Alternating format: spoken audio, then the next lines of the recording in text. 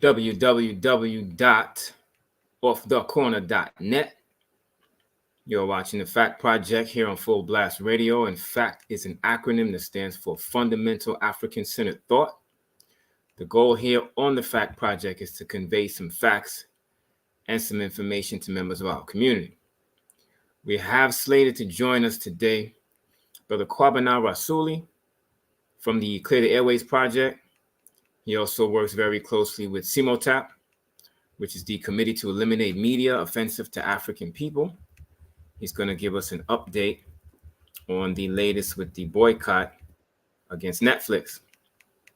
Here on the Fact Project, we always try to encourage people to stay engaged in some amount of activism. And so we don't just want to come on here and give good information, have good conversations. We actually would like to encourage people also to get involved in some amount of activism. In that context, Ajay Tayemba of Harlem Liberation School has started a GoFundMe campaign for Brother Dhoruba bin Wahad, who was a former Black Panther, New York Panther, former political prisoner. He continues to be a longtime revolutionary for our people. Brother Ajay Tayemba has started a GoFundMe to help Brother Dhoruba with some medical expenses because he's having some health challenges as of late. And the campaign is almost a success. They're about, I would say $1,700 away from the actual goal. So I put the link in the chat. I would send people to that GoFundMe to support Brother Dhoruba bin Wahad. You can do so by clicking on that link. And if you donated already, consider donating again so that they can reach that goal because they're getting very close. Not only that, you can check out Brother Ajay Tayemba at Harlem Liberation School on YouTube. I would definitely urge you to go there and subscribe to Harlem Liberation School and continue to support Brother Ajay in the work that he's doing. We have with us today, this is probably the hardest working man in all of Black consciousness. Brother Kwabena Rasuli. Peace and Black Power, Brother Kwabena. Thank you for getting on with us today, brother. Right on, my brother. Good to be with you, man. And there's a few of us out there working, man. I talked to a couple comrades and saw a post from another comrade today just talking about how this wears on you. It can wear on you. So, no, there's a few of us. You out there too, brother, doing your thing in the media with the family, just the book. Man, I love that book. I was talking to Dr. McIntosh about your book this morning. Oh, nice. I appreciate that. Fundamental African-Centered Thought. Y'all got to check it out. Yeah, you got to check that out. You can go to theblackbookshop.com. That website, again, is theblackbookshop.com if you want to get a copy of FACT. And the audio book is coming soon, too, brother. I have to get you a copy of that. It's an easy read. It's like, it makes it plain. I mean, like John, that's why I love John Henry Clark. I love reading John Henry Clark because he just makes it so clear and thorough and plain. It's just, man, I love reading him. Yeah. And brother, when you mentioned Brother Ajay, man, his book on leadership is also a powerful, great book too. So good book, yeah. And Truth for Our Youth, which is one that preceded that. That's another really good book as well. Yes, indeed. And I heard you talk about Brother Dhoruba. It made me think about when I went to Africa with Uncle Geronimo, and we were in Osu, and we just riding through Osu. I think the first day we got there, and there's Dhoruba. Wow. And so my uncle gets out to ride, and they embrace, and I'm like, I still today, why did I not take a picture of them two brothers? Wow. Looking up and embracing? But I saw it. It's right here. So yeah, and I got you. Yeah, wow, that's a moment. That's a moment right there. Yeah. And salute to Geronimo Pratt too, since we're on that page. Brother Geronimo came out and talked a lot about the infiltration that went on. I mean, of course, it was subsequent. It was after the fact, but salute to Brother Geronimo Pratt also. And Brother Kwabena, it seems every time I talk to you, in a different state, brother. Oh, I'm at the pad right now. Now, yeah, but sometimes when I call you, it's like I'm in California, I'm in Arizona, you're all over the place. So I'm moving a little bit, yeah, brother. I got to get out. Look, I'm getting out in a few hours, going to the nation's capital for a minute. Okay. Yeah, salute to you, man, for doing that legwork, brother. Yeah, but, some of it's that, some of it's daily work too. But it's all, you know, what we do. I remember Kwame Ture talked about the work that we do in terms of these jobs and what have you. But if your end goal or if you're doing it to maintain yourself or to sustain yourself, but your end goal, and you know what I'm talking about, is to advance our people. That's the thing. Yeah, yeah. And I think if we don't focus on, um, you know, exchanging or transferring or making better the condition of the group, then nothing changes. So, and that's why I promote the concept of activism, because if we don't get engaged in some amount of activism, then we just accept the status quo as it is, and that's not beneficial to us. So if we're gonna change the condition of the race, we need to definitely be engaged in some activism. But speaking of activism, you've been on the scene for a minute with the Clear the Airways project, and you also out here promoting the campaign against Netflix. So, for the people that might be on the late train, Brother Kwabena, can you talk about why this campaign or this boycott has been launched against Netflix? Yes, well, Netflix came out. Well, I saw it in March. I think I heard some inkling about it earlier that they were going to do a reboot of Good Times. Good Times came out, the classic sitcom, 1974. It debuted in 1974 with the Evans family living in the Cabrini Green high rises in Chicago and the struggles they were dealing with.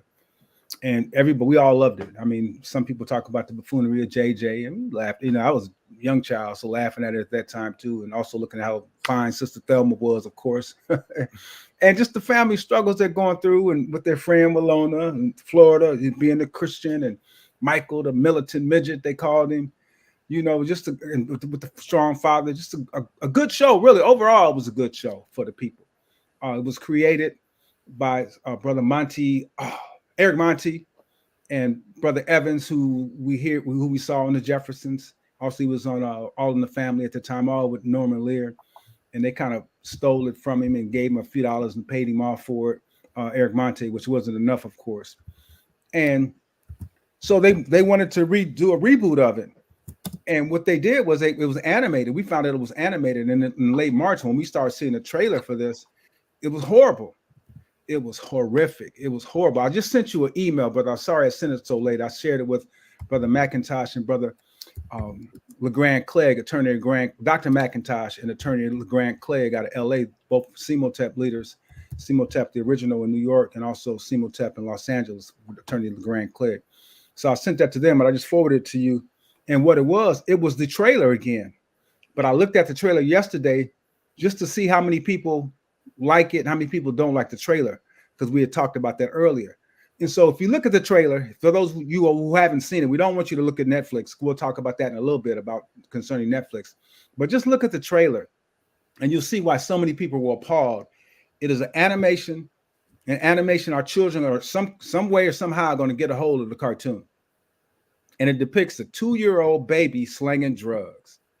It depicts roaches all over the place, and it just shooting out in the projects of some high-rise projects in Chicago that don't even exist anymore.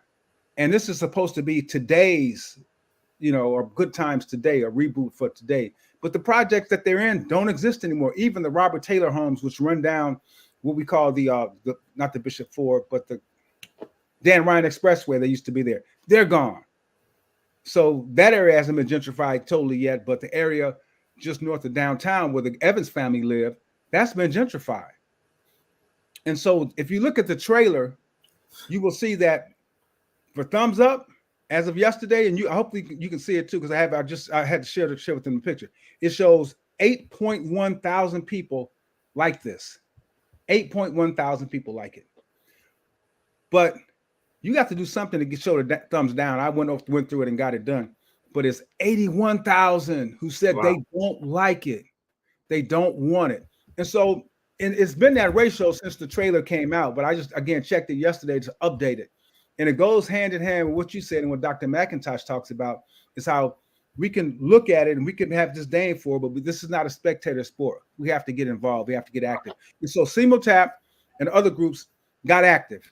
And CMOTAP is the Committee to Eliminate Media Offensive to African People. They've been around for decades, and that's what they do. They look out to that media and they deal with it. And so Netflix, this is egregious because the people have shown you that they don't want it. just with the trailer, but there's been dozens and dozens and dozens and dozens of podcasts and individuals, both young and old, going in hard on this, saying how offensive it is. Some people have said it's the most offensive depiction of an African family in the U.S. ever.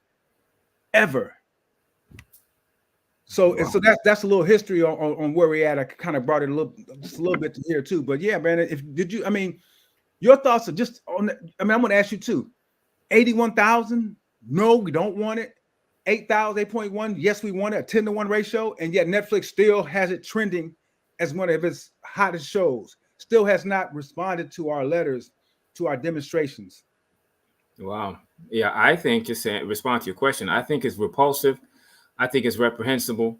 And I think it's interesting that a lot of people are giving it a thumbs down. A lot of people are canceling the Netflix and so forth. But Netflix's response, they haven't had a response. So they're acting as if this is not even going on. And I'm surprised sometimes when I talk to people or I hear, people make comments, there are people that are not even totally aware of the fact that this boycott is going on. You were involved and were a moderator on a Zoom or a couple of Zooms that CMOTAP had done around this issue. What was the response that you were hearing from people in those Zoom meetings? The people in those Zoom meetings were with it. Some of those had not heard it yet, but when they saw it, a lot of people were canceling and have canceled their Netflix subscriptions that we still want people to do. So that was some of it. A lot of people were really upset with it. We had one of the first meetings we had was like a panel of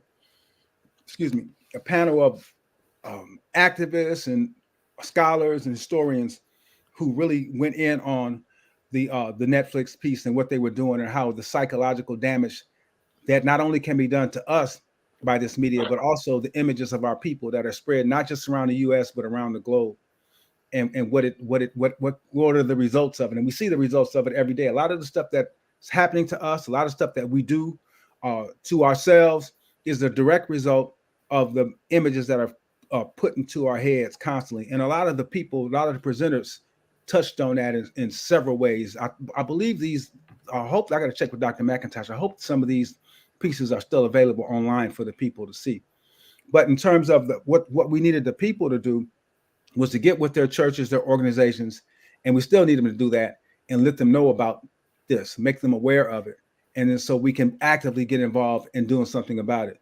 There was an open letter that CMOTAP sent out early on. And then subsequently, later on, we decided to let's deal with some of these churches who have a history of being activist churches. And we, Sister Betty Dobson, one of the founders of CMOTAP, she penned a letter to the church leaders and the spiritual leaders to help us deal with this issue.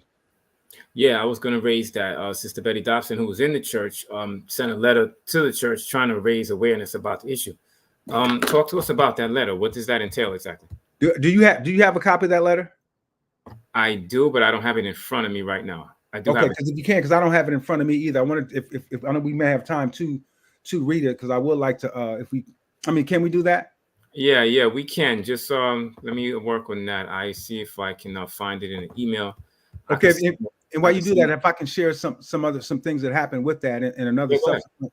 Okay, so subsequent to the letter that she came out with, we held demonstrations at Netflix offices in New York City and Manhattan, and also in Los Angeles at Hollywood on Sunset and the Hollywood Freeway. We were right there with the people demonstrating. This was on June 5th at 5 o'clock. June 5th at 5 o'clock in the afternoon in New York, at 5 o'clock in the afternoon in Chicago. And it's not Chicago, in Los Angeles.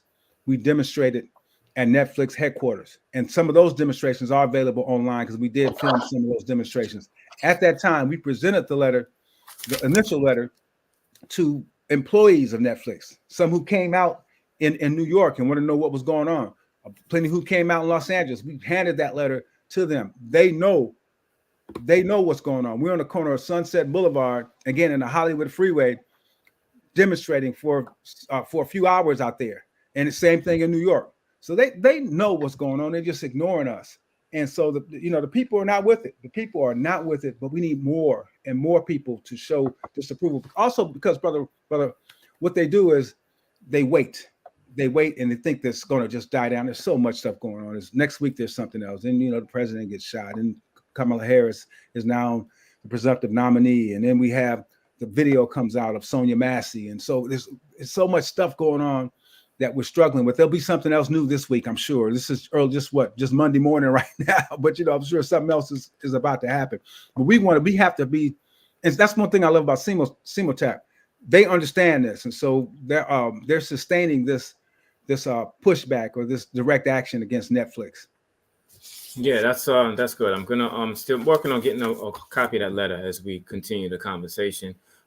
Salute to Betty Dobson for trying to appeal to the to the churches, because I think if this is going to be something that's going to make an impact, I think the churches have to get on board, because that's where a lot of our people are, and a lot of our people accept whatever information is coming from the church. So I think it's important for them to get involved with not only this, but a lot of other actions that are going on. So the call was originally to cancel Netflix, your Netflix subscription, and you said people in the Zoom said that they did that. Now, apart from that, there was a petition on change.org. Is that right? Yes. Okay. Yes, there were several petitions on change.org. I'm telling you, brother, backlash when this first came out was serious. It was serious. Several petitions came out, several articles came out. And so the one petition that we were asking, some people were asking them, and that were demanding in the petition for them not to even start it, not to even debut it. I think they debuted it on April. It was the same matter, early in April 12th or something like that. But beforehand, the petitions were saying, we don't even want it out there. But it got out there, and so there was other subsequent petitions saying to take it off and cancel it. And so that's one of the ones that we were suggesting or asking the people to sign. But as you said, you're right. Go to change.org, and then hit the petitions. Cancel Netflix. Good times, and you'll see the petitions out there from there. Now, does change.org give you numbers? Can you see how many people actually signed the petition? If you go to change.org, you can actually see the numbers of people who signed the petition. You sure can. Okay. And there's several petitions that are out there. Yeah. Okay. And Dr. McIntosh wrote an open letter to Simultap talking about some of the messages that are in, like some of the themes, because as a psychiatrist, he's good at breaking these things down. Do you remember some of those themes that were that he said are being expressed and conveyed in this animated reboot of Good Times? Yeah. The way they have the father depicted and looking like an ape, and then they have him, and I didn't see, that's what you said, Dr. McIntosh. When I looked at the trailer, I went right through this, but there's a quick scene where he's having doggy style sex with his wife at the time while a dog is in there watching. He's like dog from the back, and it's in the trailer. They're showing boom, boom. You can hear the noise banging in the trailer. So he talked about that. He talked about the image of God with turquoise fingernails, with using some language back from the step and fetching days when he's addressing Jesus who's playing video games, so he talks about the depiction of the white Jesus being knocked down and the black Jesus put up there that they have in the film, which is a pushback on or not a pushback, a throwback to Michael and JJ's depiction of the black Jesus from the original show. So those are a couple of things that he talks about. He talks about just the blatant images, the violent images that are in there with the shootouts that are taking place inside the projects where you got gangs just shooting at each other.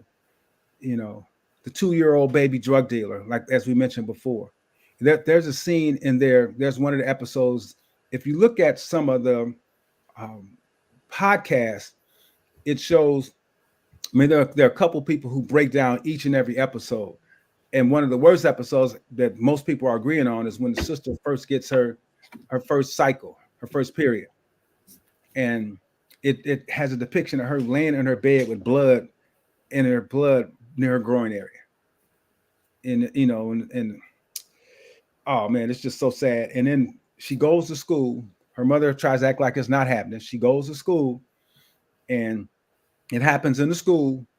And so she's writing her schoolwork on the board in the blood from her menses. She takes the blood and throws him at one of her classmates who's teasing her, throws the blood on him from her menses. This is depicted in the cartoon.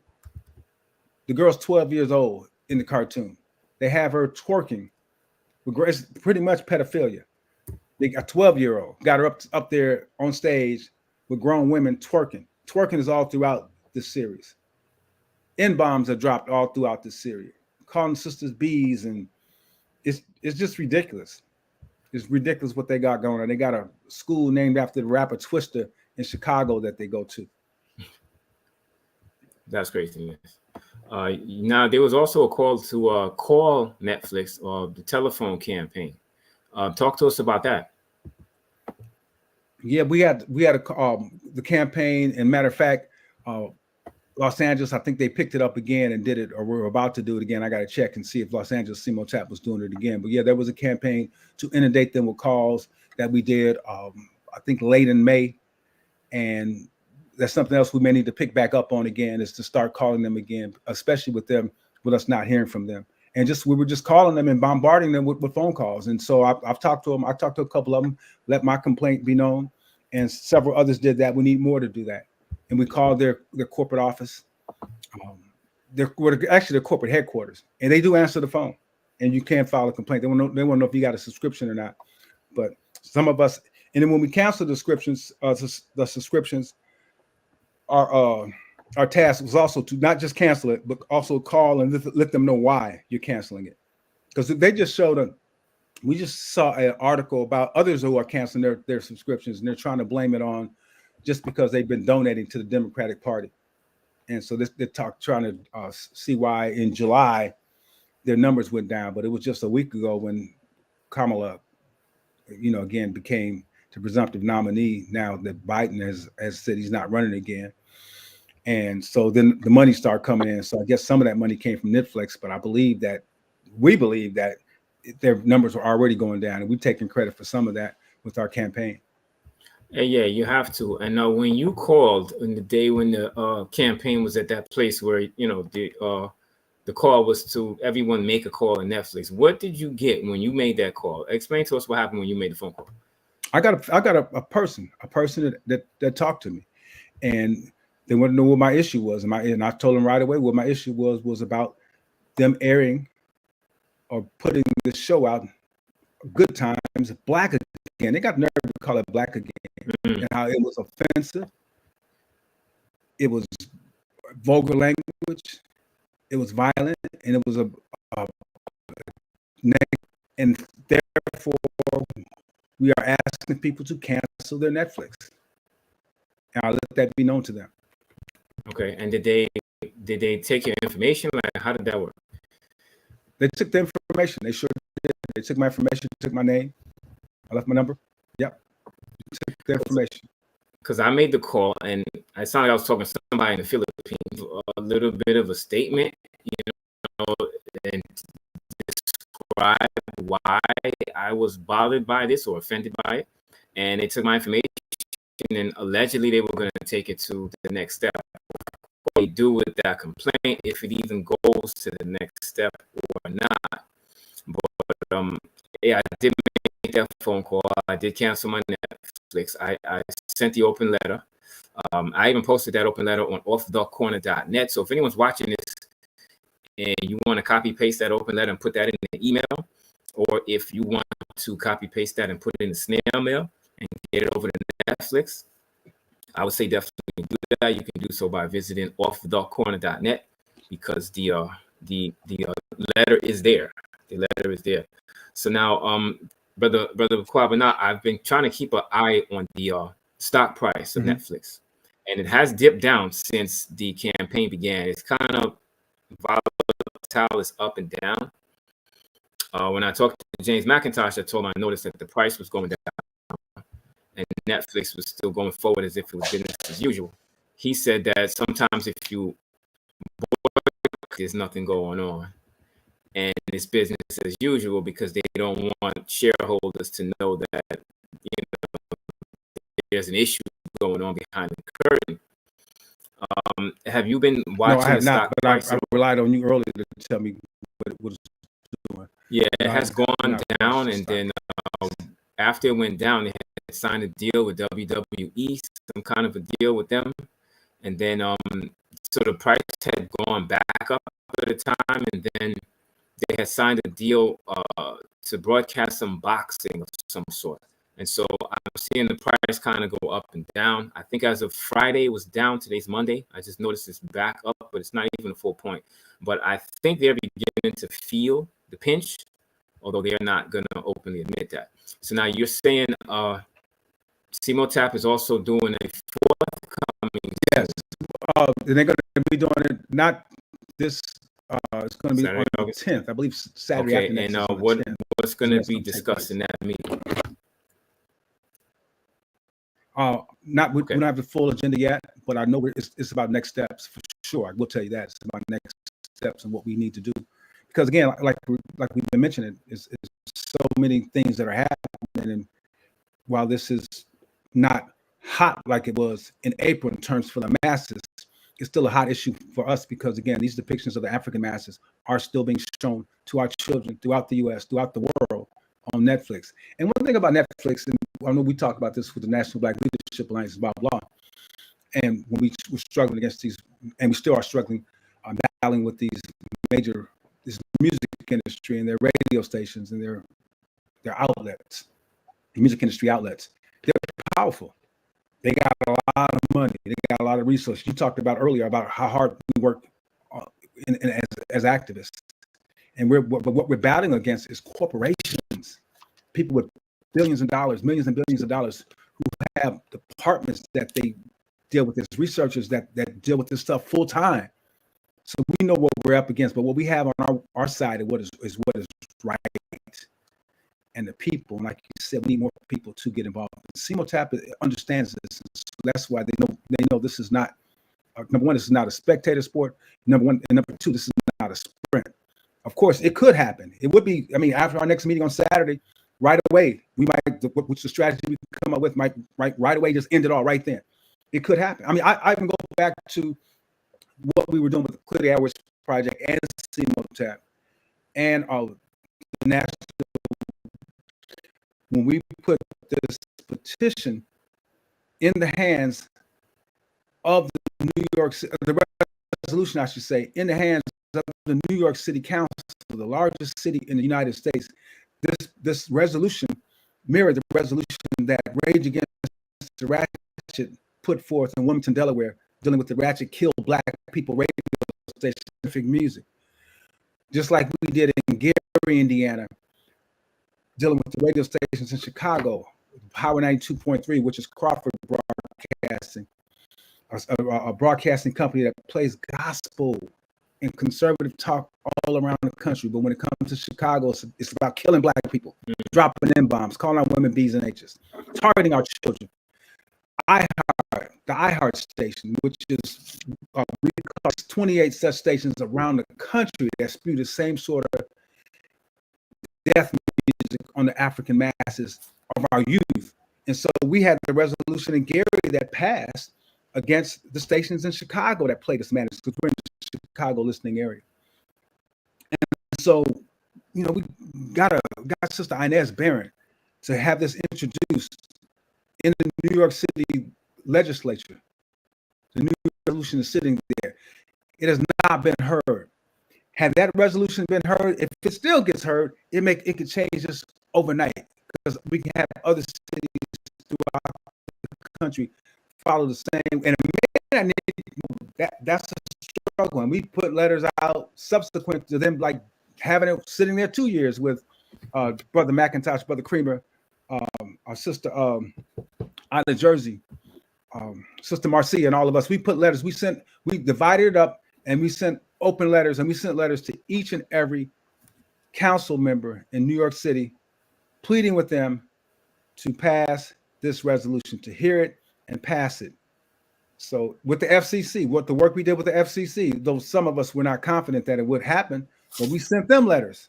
And no, not just sent them letters, we filed a complaint, formal complaints with the Federal Communications Commission, demanding that they have the radio stations in Chicago. We were specifically talking about Chicago, sanctioned for violating their decency standards. These radio stations, brother, have decency standards, which states that you cannot play content between the hours of 6 o'clock in the morning and 10 o'clock at night. That's that's indecent and profane. You can't do it because our children might be listening. They go on to say that we uphold the First Amendment rights to free speech. However, because our children are listening again, we have to sanction that because we have to have a safe harbor for our children. Now, between 10 o'clock at night and 6 o'clock in the morning, they give them a little leeway. However, they go on to say that obscene content is never allowed. And if you know, like I know, they play obscene content 24/7, 365. So we gave them evidence, recorded evidence, examples of how they were violating their decency standards constantly. And one of the pieces we gave them, brother, I know we're going off of it a little bit, was when we heard 2 songs in a row one day. And I still got it. I still got the recording. I was in my truck outside my yard, and I got getting home one summer day. I think it was 2000, maybe 2001, maybe it was 2000. And so they played a song by NBA Youngboy where he talks about shooting in your face. No, that was the second song, but the first song he played, the rapper said, "I'm gonna shoot you in your face." Then the second song was coming on. I was like, "Wait a minute, this is a song I heard from Youngboy."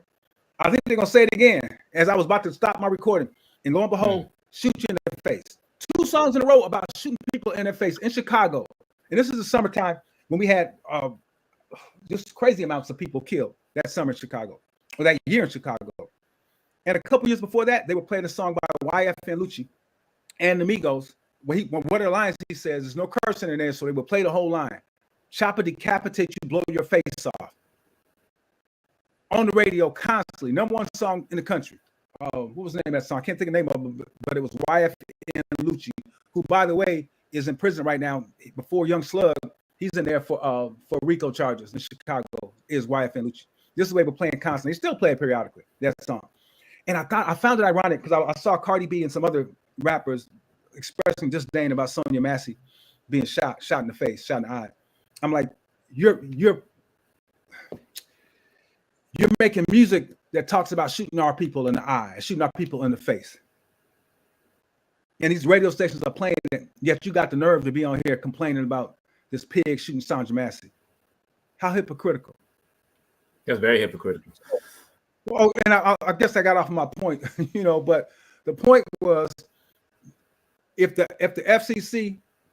had done the right thing and took the license from the Crawford station, because they'd already had their license just renewed when we submitted our complaint to them, our case against them.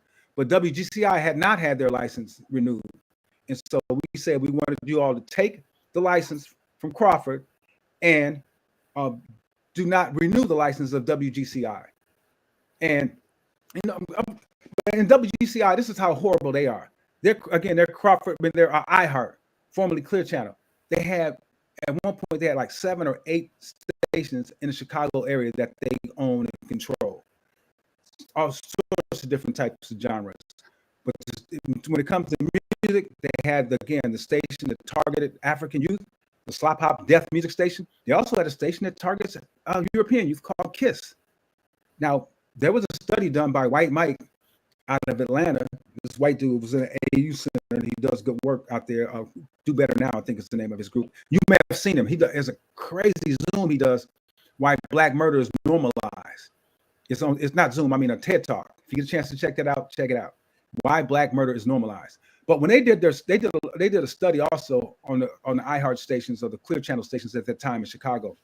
And they said every time the station that targets the young masses they did a ratio.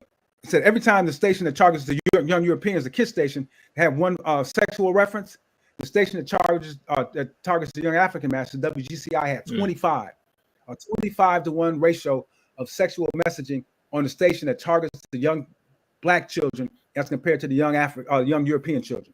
Yep. And they know exactly what they're doing. When it came to violence, they would get one violence reference on KISS, and we would get 50 on GCI. Same company, same corporation, same age group. However, one of them European, one of them African. And so when we get the numbers of murders in Chicago, and we see how many the numbers of Africans, and 90-something% Africans who are the murder victims out there, we see exactly why. Yeah, we have in New York, we have Hot 97, and we have Power 105. And then on the other side of that same coin, you have Z100. Z100 is the demographic is, young white kids. And so if you listen to Power 105, you could stomach it, and Hot 97 for, I don't know, 10 minutes, and then just listen to the lyrics.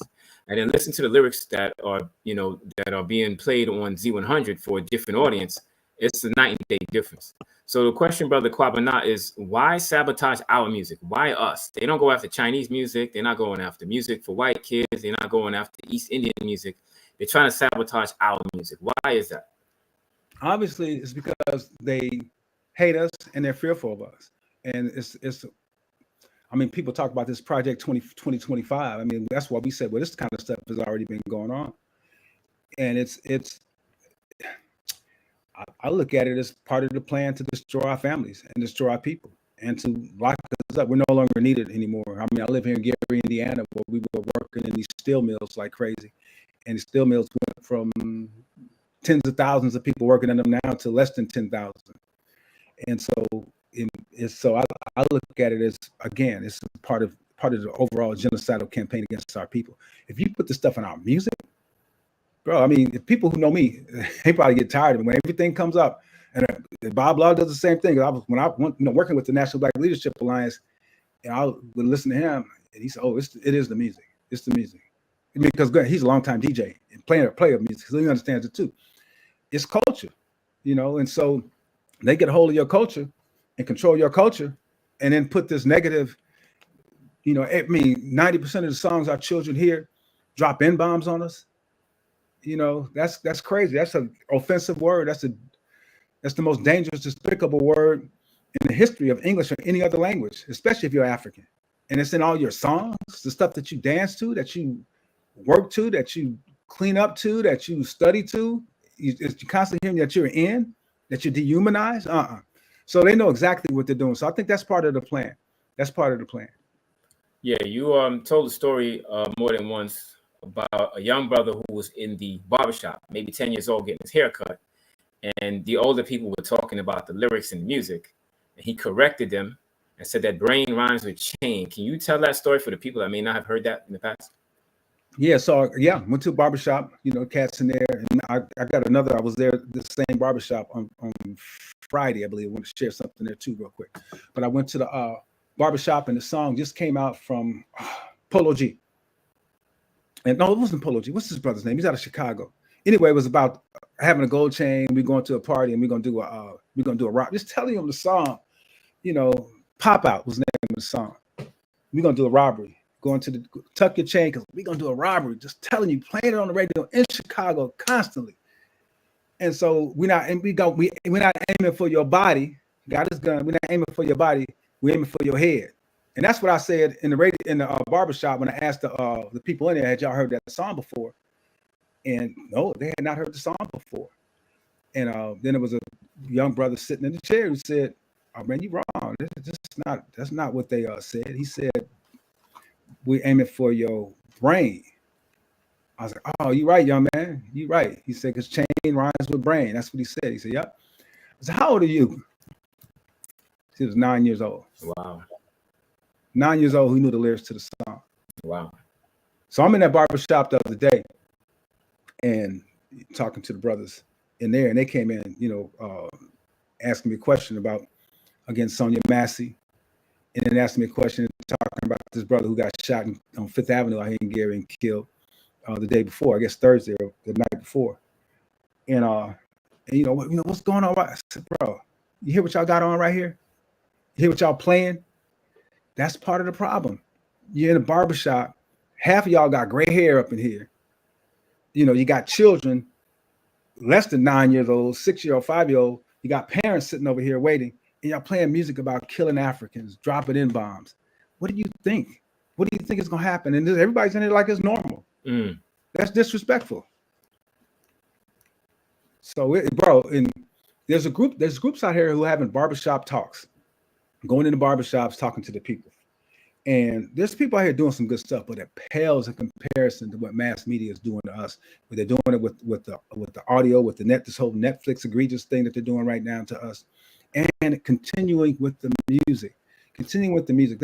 I even think about this Kendrick Lamar song, which is such a phenomenon. I saw the depiction of our brothers and sisters in the Zania, South Africa, singing it. Just luckily, I didn't hear him rapping none of the M-bombs, of which there are plenty dropped. And this brother says he cringes when Fake or Drake drops the M-bomb. He cringes when that happens. However, he drops dozens and dozens of them. And I equate that you know, if you're European, you can't use the word, or he's saying if you got black blood, but if you got white blood too, you can't use the word. But yet, if you're black, you can use the word. It's like saying y'all can't lynch us no more. Y'all can't take us out no more. Y'all can't demean our women no more. We got that. We'll take care of that. It's almost like the sisters in hip hop right now who are being promoted and pushed. Instead of like Queen Latifah would say, who you calling to be? Now we calling ourselves be. Yeah, so you all have always been very good at deciphering what the lyrics mean and what they're saying in rap music. And I've heard recently about a trend, and it kind of keeps popping up. You know, you talk about how the music is over glorifies materialism. It denigrates our women. It promotes us harming, brutalizing, and killing each other. But there's another trend where a lot of our young people, 10 years old, 12 years old, 14 years old, they're taking themselves out and ending their own lives. Is there anything that you know of in the music lyrically that might be encouraging that? Because that's on the rise right now. Yeah, a couple of those artists are gone now. What was the brother's name in Florida who was killed in that car accident? I think people were chasing him in the car. Oh, man, he was so hot. But there's rappers out here who be talking about suicide all the time and talking. The brother who died on the plane. Again, my names are escaping me right now. Who died? Actually, it was crazy because I was flying to LA. He was flying from LA, and they found out he had all his dope in this private plane. And by the time he got to Chicago, he was dead from taking all that dope. It's promoting the dope. Young N moved that dope, and this Power 92. I mean, this Power 92.3 station. This Kill Black People station they got here in Chicago. Actually, it's in Hammond, Indiana. When Happy was out with Pharrell, they didn't play Happy. They played another song was out the same time. Young N moved that dope. That's what they was playing with No Feature and I think Pusha T and Pharrell. That's what they was playing constantly. So that makes a difference. The drug addiction, the stress that we're under. But I grew up with my daddy. My mom and father split. I grew up with my daddy. I'm so fortunate to be able to do that. I would have been more fortunate, of course. I think if they would stay together, but it didn't happen. It doesn't happen a lot right now. But these young brothers, man, they need that strength, bro. And the system knows that. I mentioned Project 2025. I think something else we should check out is the Fred Jaffe memorandum. The Jaffe memorandum. This was put together. Shout out brother Salim Abdul Khalika, the Flaming Crescent Society. But the Jaffe memorandum, he worked with Planned Parenthood, and they want to do something about population control. And I think this Project 25, that's some of the stuff in this Jaffe memorandum backfired on them. So that's why they got this 2025. But the Jaffe memorandum is much smaller. It's much shorter. But there were 4 things that they wanted to do to quell the population: promote homosexuality, promote more women in the workplace, promote abortions, and put something in the water supply. And they probably still did that. But if you look at the classic movie Three the Hard Way with Fred Williamson, my homeboy from Gary, Fred Williamson, Jim Brown, and Jim Kelly, I still love that movie. They stopped the water supply thing in that movie. Wow. But the other stuff, the abortions, the women in the workplace, and what was the other one? The promoting of homosexuality. I mean, you see what happened with that. And then they'll and even when they didn't put in there increase the prison industrial complex. That may be something they added to a little later. But you saw what happened with that too. That went hand in hand with promoting and pushing more this homosexuality. And again, because of not having as many men available, and also the perverted behavior that's promoted in these prisons, and the locking up and it's just so they know exactly what they're doing. But check out Jaffe, the Jaffe memorandum. Silly as I am, I easily remember that because there was some dude named Jaffe from Mad Magazine that I used to read when I was little. That's funny. Well, there's word association. As long as it helps you to remember, that's what matters. Now you get to teach that information. You did a survey that's on YouTube where you would ask people, what percentage of the music that them and their peers listen to that use the N-word and so forth. I thought that was very impactful. And I think the people that you spoke to, I could see the light bulb flicker above their head. Talk to us about that. So it was a trip too. I was in Detroit, man, at work. And I was finishing up at work, and these Africans were in this high rise building just outside of Detroit, and one of them was complaining about us, complaining about our conditions as a people. And I was like done with work, so I just sat there and just started talking to them. And I said, but y'all don't understand the issue of this music, what this music is doing to us. Like I said earlier, I put so much of this stuff on this music. And then this brother walks by, and I said, watch this. So I asked the brother the questions. Just they came up. Give me the percentage of music that you and your peers listen to that dropped the N-bomb on us. And he said, oh, about 60%. I said, the percentage of music you and your peers listen to that call out women folk B's and H's. Oh, that's about 90%. Percentage that brags about and encourages us to shoot and kill each other. He's oh, yeah, that's about 50%, something like that. And so that's when I started it. And again, it was ironically back in Detroit. We had a family reunion of downtown in the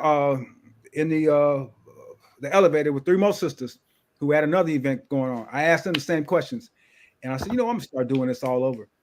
And those are the questions we asked. We've asked those questions from Tampa, Florida, to Portland, Oregon, from San Diego to New York City, and the answers have all been pretty much in the percentile of 80 to 90% for all three questions. For all three questions, again, the amount of N-bombs that are dropped in the music that you and your peers listen to, the amount of times our sisters are called B's and H's, and the amount of times that we are brag about and encourage the shooting and killing of Black people in the music. We even asked the question when we went to Africa since then.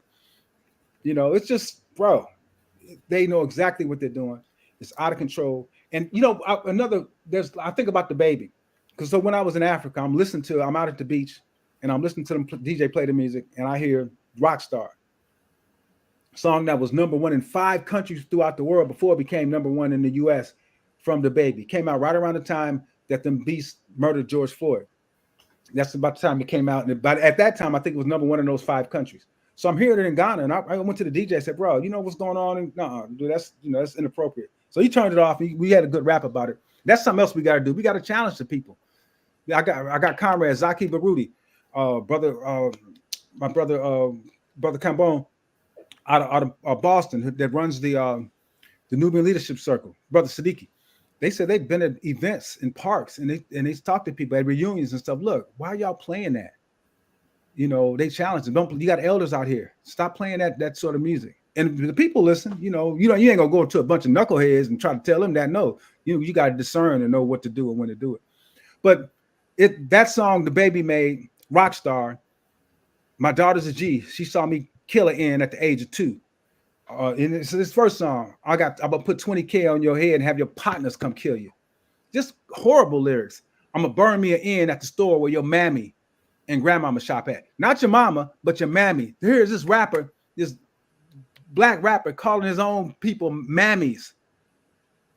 And so one day at one of the Beyond Minstrel Fest that they have all throughout the country, where mainly Europeans go to and pay the $800,000 plus for these tickets for 2 and 3 day concerts, of mainly Africans up there making a damn fool out of themselves. The baby's up there, and between songs, he says something about the LBGQT. He says something about them, and they're in the car asking each other's D or whatever. And so that was heard between songs. And guess what? Oh, instead of giving each other AIDS or something, just something ignorant like that. Guess what? He got canceled. You rarely hear him. We were hearing the baby, at least we were hearing baby almost as much as we were hearing Drake on the radio at that time. You hardly ever hear him no more. However, in Hammond, they just brought him to this concert at the lake, as vulgar as ever, from what I understand, at the same open concert. And this is a concert of Europeans, Mexicans, everybody.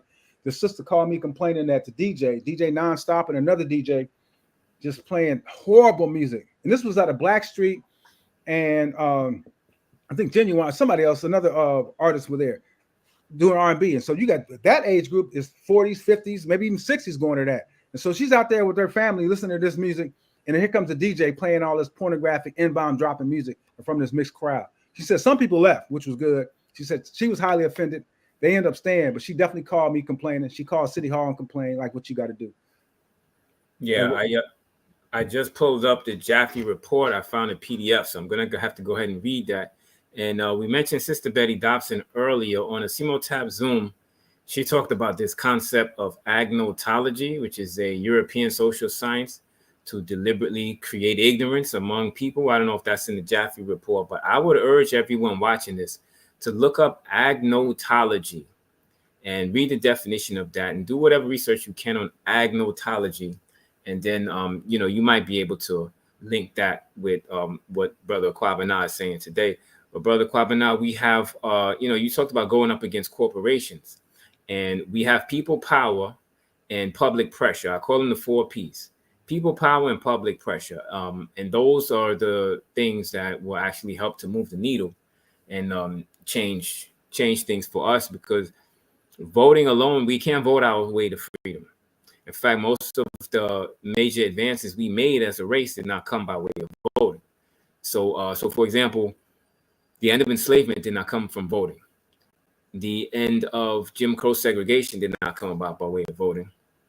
In fact, the Voting Rights Act itself of 1965 did not come about by way of voting. These things came about through people power and public pressure. So I would say, as it relates to going up against Netflix or, commercial radio stations, if the people understood that the power that they have, they would know that they have the ability to change things.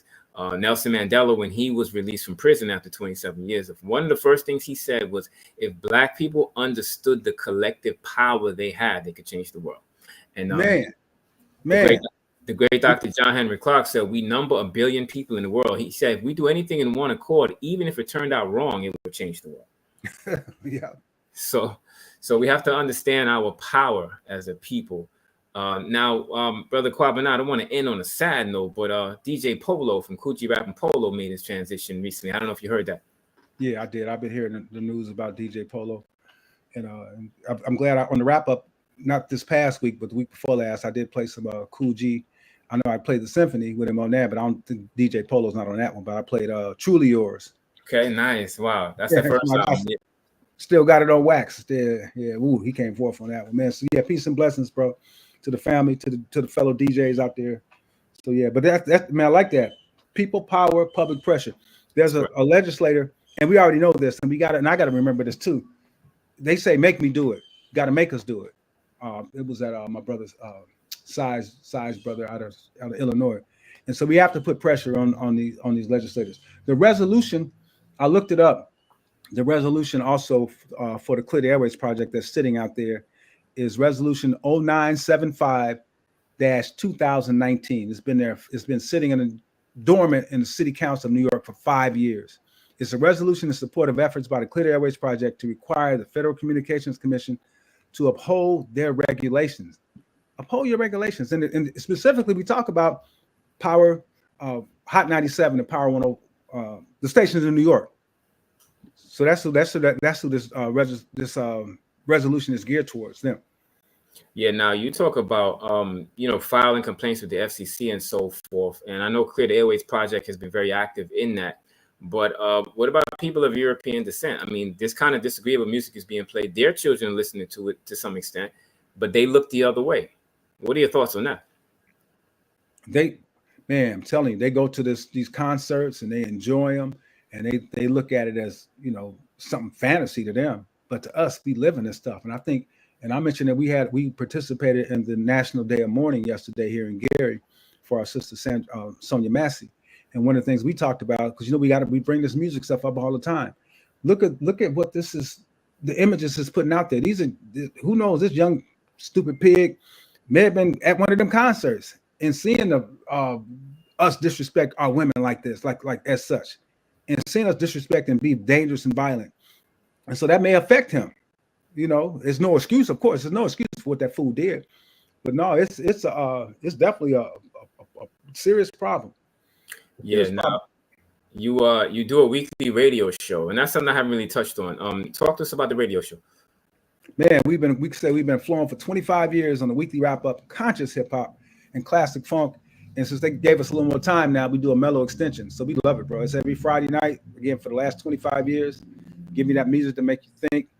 Man, we've been playing, we played, good time, we played a song, Good Times. Definitely been playing Marcus Mosiah Garvey.